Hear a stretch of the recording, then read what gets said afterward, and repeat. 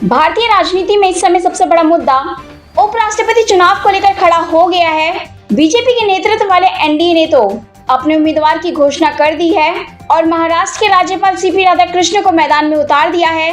लेकिन अब सबकी निगाहें विपक्षी गठबंधन इंडिया ब्लॉक पर टिकी है, जिसने अभी तक अपना पत्ता नहीं खोला है। आज दोपहर 12:30 बजे कांग्रेस अध्यक्ष मल्लिकार्जुन खड़गे के आवास पर विपक्षी दलों की अहम बैठक बुलाई गई है।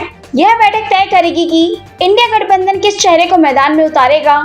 सूत्रों की माने तो विपक्ष इस चुनाव को सिर्फ एक संवैधानिक प्रक्रिया नहीं, बल्कि लोकतंत्र और संविधान की रक्षा की लड़ाई के तौर पर पेश करना चाहता है।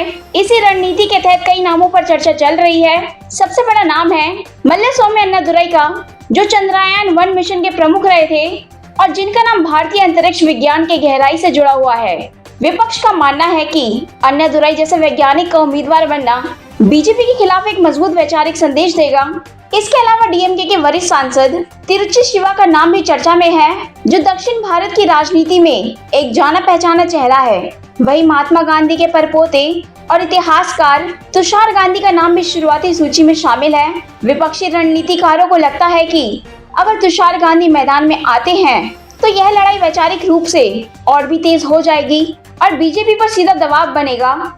इसके साथ ही महाराष्ट्र के एक प्रमुख दलित बुद्धिजीवी का नाम भी बतौर उम्मीदवार गंभीरता से विचाराधीन है। दूसरी ओर एनडीए के उम्मीदवार सीपी राधाकृष्णन सोमवार को दिल्ली पहुंचे। एयरपोर्ट पर उनका भव्य स्वागत हुआ, जहां दिल्ली की मुख्यमंत्री रेखा गुप्ता समेत बीजेपी के कई बड़े नेता मौजूद थे। बाद में उन्होंने प्रधानमंत्री नरेंद्र मोदी से मुलाकात की और चुनाव को लेकर आगे की रणनीति पर चर्चा भी हुई। यानी तस्वीर साफ है कि उपराष्ट्रपति का चुनाव सिर्फ एक संवैधानिक औपचारिकता नहीं, बल्कि एक बड़ा राजनीतिक और वैचारिक संघर्ष बनने जा रहा है।